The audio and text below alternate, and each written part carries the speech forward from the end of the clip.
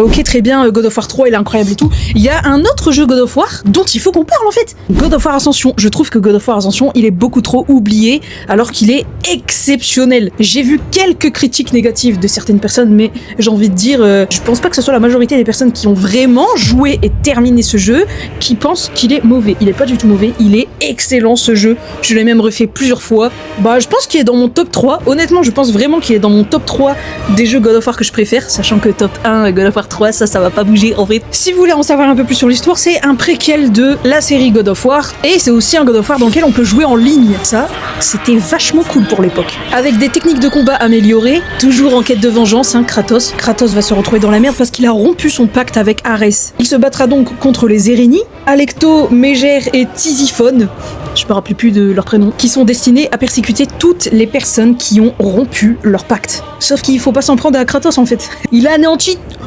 toutes les personnes qui l'embêtaient. Donc les Érénies, même si vous êtes sans peur, vous ne pouvez rien contre Kratos. Et honnêtement, c'est l'un des meilleurs jeux auxquels j'ai joué. Oh, tu dis c'est parce que t'as pas joué à neuf. Bon, il y a peut-être un petit peu de nostalgie qui parle, honnêtement, parce que c'est un jeu PS3, voilà. Autant vous dire que les semaines que j'ai passées dans ma vie sur la PS3, c'est pour jouer à Red Dead Redemption 1, au DLC Undead Nightmare et à God of War 3. Bon, un petit peu à GTA 5 quand même, et d'autres jeux bien sûr, hein. Mais on va dire que ceux qui m'ont vraiment marqué et sur lesquels j'ai passé vraiment des années, parce qu'on va dire que je suis buté, hein, quand j'aime quelque chose, je suis obligé de le refaire en boucle.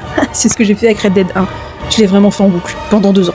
Donc voilà, si j'ai développé une obsession pour ce jeu, dites-vous que c'est un bon jeu. Je ne développe jamais une obsession pour quelque chose sans que la chose soit exceptionnelle. Si vous ne l'avez pas fait, je vous conseille vraiment de le faire. C'est une petite pépite.